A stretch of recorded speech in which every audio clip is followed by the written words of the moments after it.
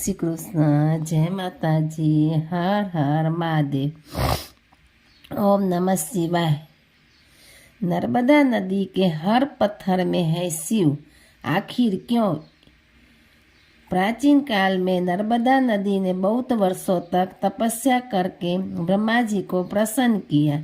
प्रसन्न होकर ब्रह्मा जी ने वर मांगने का कहा तो नर्मदा जी ने कहा, ब्रह्मा जी, यदि आप मुझ पर प्रसन्न है तो मुझे गंगा जी के समान कर दीजिए।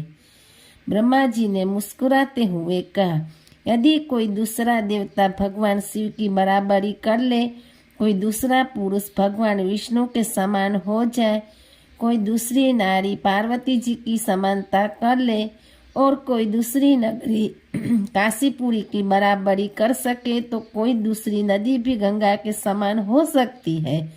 ब्रह्मा जी की बात सुनकर नर्मदा उनके वरदान का त्याग करके काशी चली गई और वहाँ पीला तीर्थ में शिवलिंग की स्थापना करके तप करने लगी।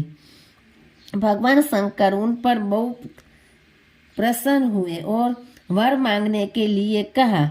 नर्मदा ने कहा, भगवान, तुच्छ वर मांगने से क्या लाभ, बस आपके चरण कमलों में मेरी भक्ति बनी रहे।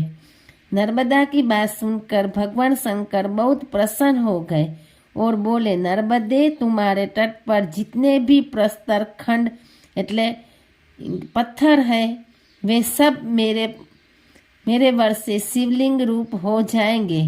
गंगा में स्नान करने पर शीघ्र ही पाप का नाश होता है।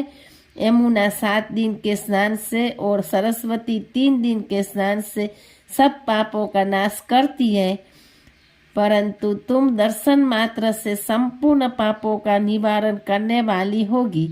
तुमने जो नर्मदेश्वर शिवलिंग की स्थापना की है वह पुण्य और मोक्ष देने वाला होगा। भगवान शंकर उसी लिंग में लीन हो गए।